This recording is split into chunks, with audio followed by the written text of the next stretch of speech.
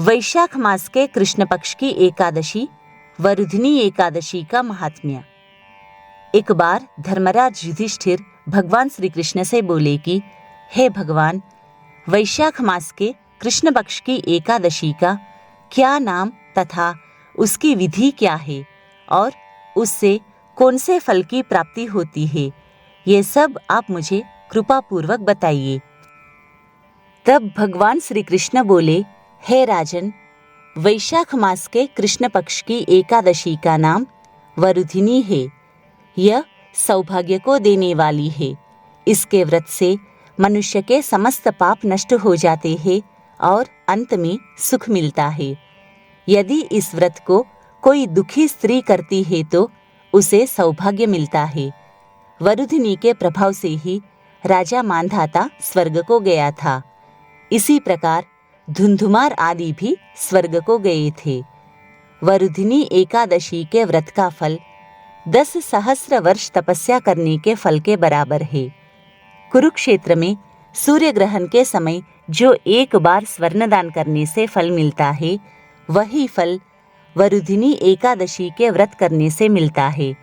इस व्रत से मनुष्य इस लोक और परलोक दोनों में सुख प्राप्त करते हैं तथा अंत में स्वर्ग को जाते हैं।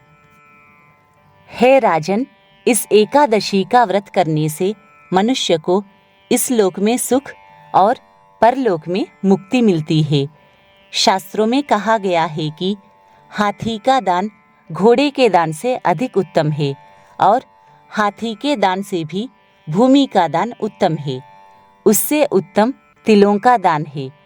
तिल से सुवर्ण दान, सुवर्ण से अन्नदान श्रेष्ठ है। संसार में अन्नदान के बराबर कोई भी दान नहीं है।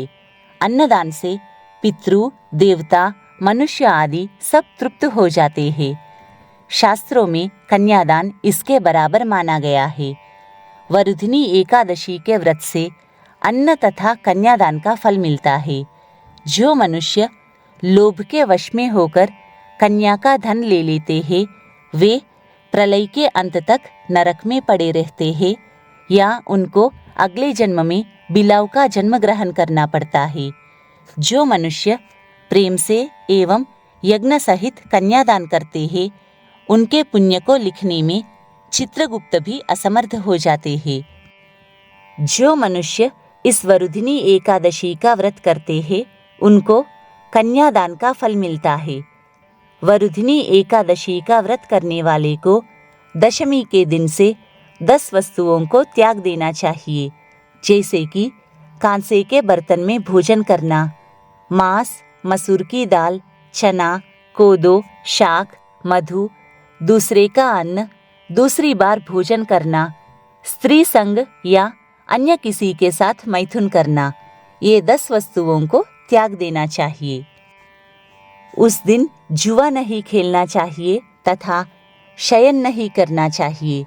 उस दिन पान खाना, दातुन करना, दूसरे की निंदा करना तथा चुगली करना और पापियों के साथ बातचीत भी नहीं करनी चाहिए। उस दिन क्रोध करना, झूठ बोलना त्याग देना चाहिए। इस व्रत में नमक, तेल तथा अन्न वर्जित है।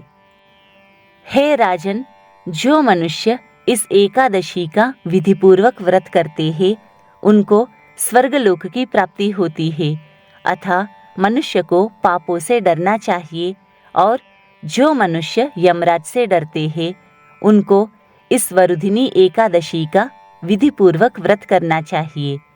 इस व्रत के महात्म्य को पढ़ने से 1 सहस्र गोदान का फल प्राप्त होता है।